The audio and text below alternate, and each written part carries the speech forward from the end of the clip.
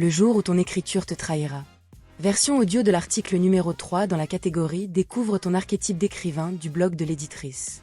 L'article s'appuie sur les concepts du livre Écrivain, 10 façons d'exister et invite les lecteurs à découvrir leur propre archétype créatif. L'éditrice vous souhaite une agréable écoute. One, two, three, four.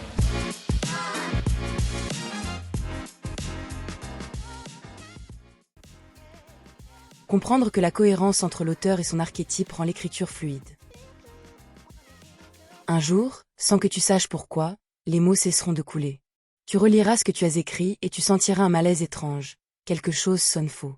Ce n'est pas que le texte est mauvais. C'est qu'il ne résonne plus.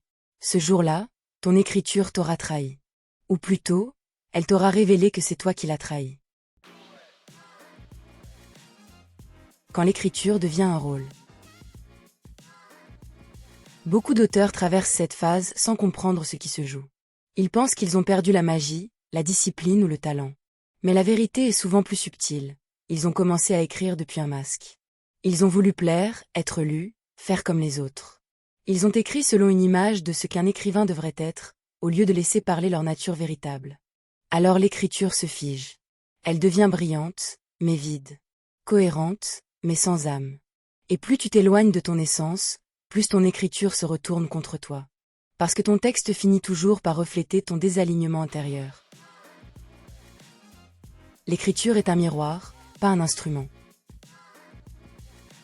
Ton écriture ne t'appartient pas entièrement.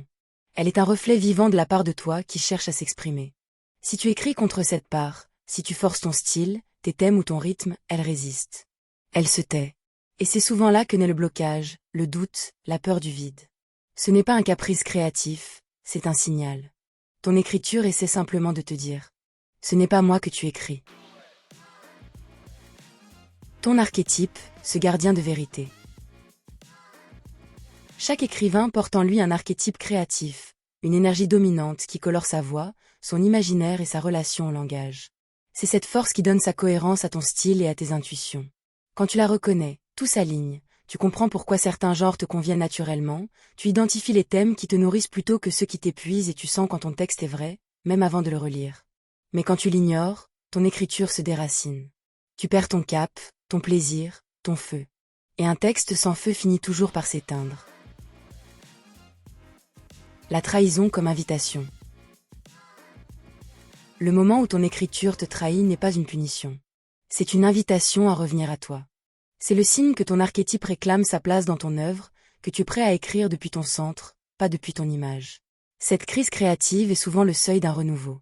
Car quand tu cesses d'imiter, tu commences à écouter. Et ce que tu entends alors, c'est ta propre voix, brute, honnête, inimitable. Retrouver le pacte sacré entre toi et ton écriture. L'écriture n'est pas une production. C'est un pacte secret entre ton âme et le langage. Et ce pacte ne supporte pas le mensonge. Revenir à ton archétype, c'est honorer ce pacte. C'est rétablir la fidélité entre celui qui écrit et ce qui veut naître à travers lui. Tu sens que ton écriture te résiste? Ce n'est peut-être pas un blocage. C'est peut-être ton archétype qui frappe à la porte. Celui qui veut que tu écrives enfin depuis la bonne source. Découvre ton archétype d'écrivain pour comprendre ce que ton écriture essaie de te dire et retrouve la puissance tranquille d'une voix alignée, sincère et entière. Ce test offert par l'éditrice est composé de 24 questions essentielles. Tu peux le retrouver à la page 41 du livre Écrivain, 10 façons d'exister et il est également disponible directement sur le site de l'éditrice. Ce podcast vous a été offert par l'éditrice et nous vous remercions pour votre écoute. Retrouvez toujours plus d'infos et de ressources pour savoir qui vous êtes lorsque vous écrivez directement sur le site de l'éditrice. www.editrice.com. Tous les liens sont en description. L'éditrice. Prendre soin de ceux qui écrivent le monde. One.